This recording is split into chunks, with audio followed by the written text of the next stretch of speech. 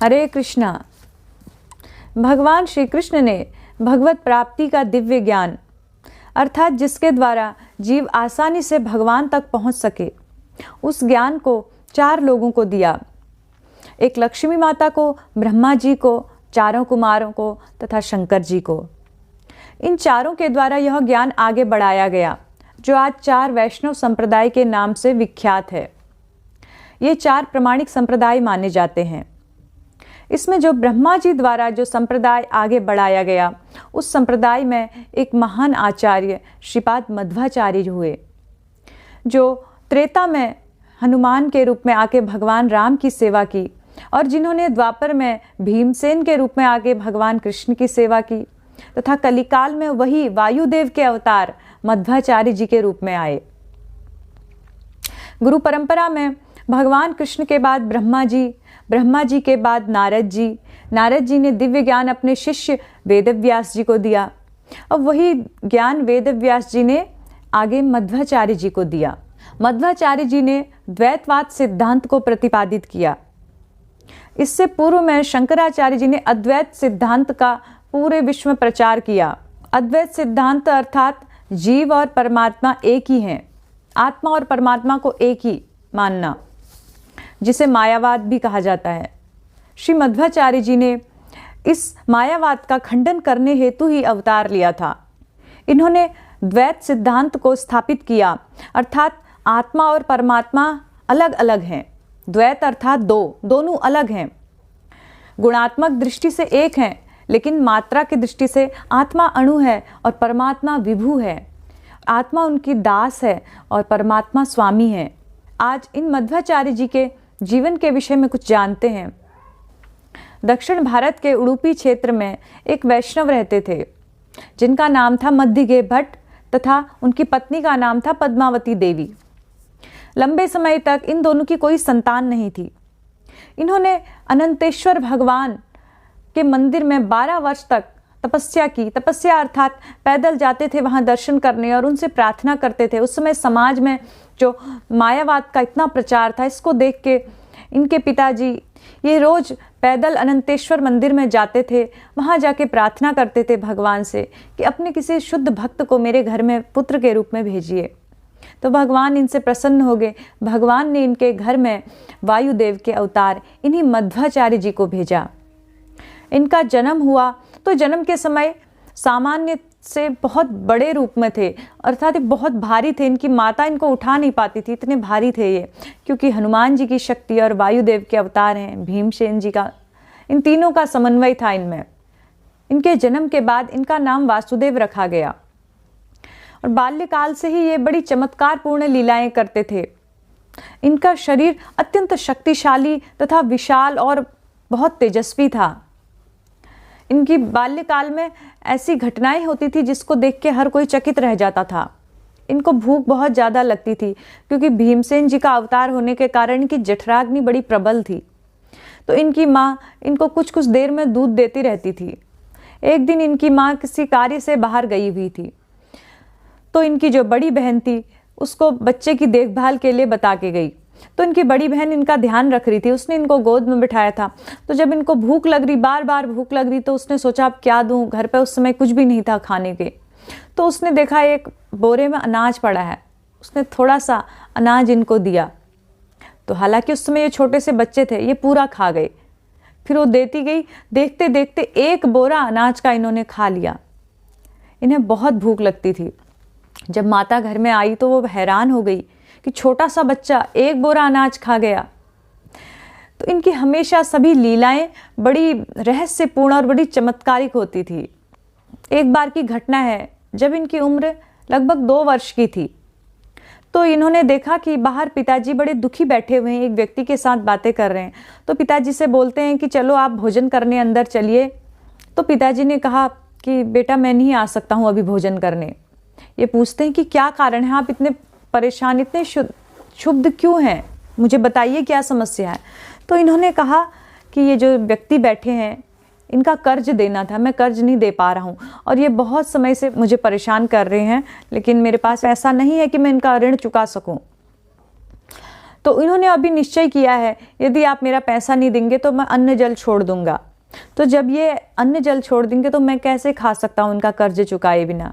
जब छोटे से वासुदेव अर्थात मध्वाचार्य जी ने सुना कि पिता इतने परेशान हैं, तो ये पास में गए एक इमली का वृक्ष था, वहाँ से इमली के बीज हाथ में ले आए, मुट्ठी भर बीज ले आए। उन्होंने उस व्यक्ति को हाथ में दिए, बोले ये लो आपका कर्ज। जैसे उसके हाथ में दिए तो जो इमली के बीज थे वो सोने की मुद्राएं बन गई। उस व्यक्ति ने देखा ये तो स्वर्ण मुद्रा, वो बहुत हैरान हो गया और बड़ा प्रसन्न होकर चला गया और इनके चरणों में बार बार प्रणाम करने लगा। कुछ समय बाद जब ये थोड़े बड़े होते गए तो इनको संन्यास लेने की बड़ी इच्छा थी। ये चाहते थे मैं शीघ्र संन्यास लेके इस वैष्णव सिद्धांत का खूब प्रचार करूं।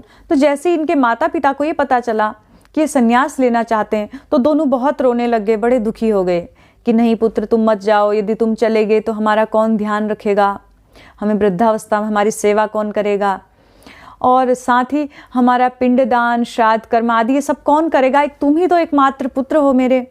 जब बार बार इनके माता पिता इनसे ऐसा कहने लगे तो इन्होंने कहा माता पिता से, ठीक है आप मुझे इसलिए संन्यास नहीं लेने दे रहे हैं क्योंकि मैं आपका एकमात्र पुत्र हूँ।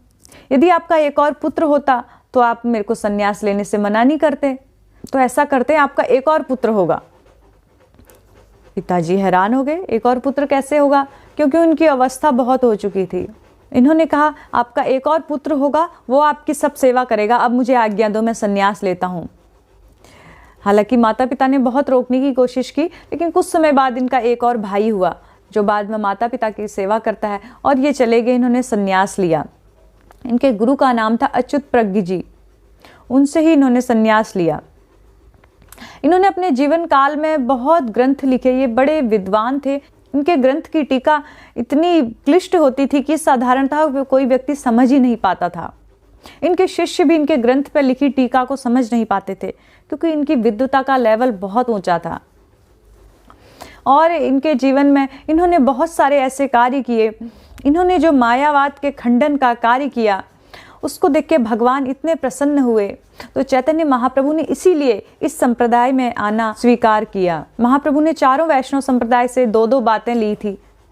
तो इनके मध्वाचार्य जी से महाप्रभु ने दो बातें ली, पहला मायावाद का खंडन, दूसरा श्री विग्रह की सेवा।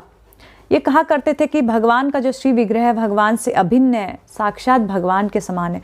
तो महाप्रभु ने ये बात भी इनसे ग्रहण की।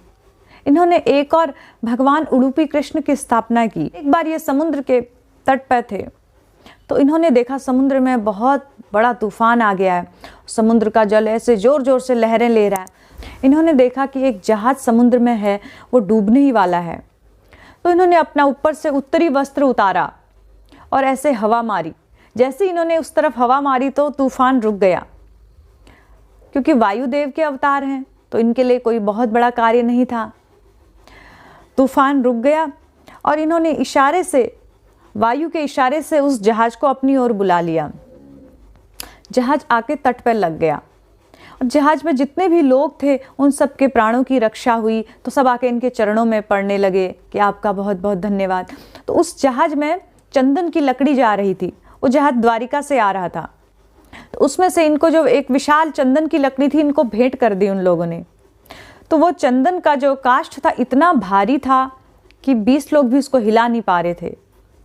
तो इन्होंने उस चंदन की लकड़ी को उठाया और कंधे पर रखा, उडुपी के लिए ले गए।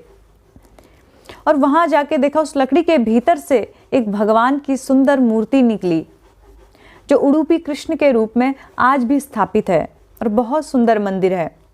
भगवान की पटरानी रुक्मणी जी द्वारा सेवित है। एक बार रुक्मणी माता सहित द्वारिका की सभी रानियों ने और देवकी माता ने भी भगवान से प्रार्थना की, आपकी जो वृंदावन की माखन चोरी लीला है, वृंदावन की जो बाल्य लीला है वो बड़ी प्रसिद्ध है, बड़ी मनोहारी है, तो हम सब ने उसका आनंद नहीं लिया है, आप थोड़ा सा उसका हमको दर्शन कराइए। तो भगवान ने सोचा इनको मैं दर्शन कराता हूँ अपनी लीला का। तो भगवान ने छोटा सा बाल रूप ग्रहण किया और वहाँ जितने भी माखन मटकी सब तोड़ फोड़ मचा दी। सब द्वारिकावासी रानियों ने उस लीला का आनंद लिया। फिर वही भगवान विग्रह के रूप में स्थापित हो गए जिसकी सेवा रुक्मणी माता किया करती थी। तो वही रुक्मणी जी द्वारा सेवित विग्रह इस चंदन काष्ठ के अंदर से निकले और मध्वाचार्य जी ने इनकी स्थापना करके उडुपी कृष्ण के रूप में आज भी दर्शनीय है। और इनके धाम गमन भी विशेष प्रकार से हुआ। इनका जो प्रिय ग्रंथ था ऐत्री उपनिषद था। ऐत्री उपनिषद का पाठ ये अक्सर किया करते थे। एक दिन इनका सभी शिष्य वर्ग बैठा हुआ था और बहुत सारे लोग बैठे हुए थे, तो ये प्रवचन दे रहे थे, अपने प्रिय ग्रंथ ऐत्री उपनिषद पर प्रवचन दे रहे थे। उसी बीच में क्या हुआ, आकाश से फूलों की वर्षा होने लगी। देवता लोग फूलों की वर्षा कर रहे थे, तो फूलों की वर्षा इतनी हुई कि ये पूरे के पूरे ढक गए। शिष्यों ने सोचा कि हमारे गुरुजी फूलों से ढक गए, इनको फूलों को हटाते हैं। जैसे उठ के फूल हटाने लगे, फूल हटाया तो देखा वहाँ इनके गुरुजी थे ही नहीं। श्रीपाद मध्वाचार्य जी का अंतर्धान हो चुका था। आज श्रीपाद मध्वाचार्य जी का तिरोभाव दिवस है। ये हमारे ब्रह्म मध्व गौड़ी संप्रदाय के एक प्रमुख आचार्य हैं। तो इनके चरणों में हमें याचना करनी चाहिए, जिससे हमें भगवान की शुद्ध भक्ति का ज्ञान हो। हरे कृष्णा।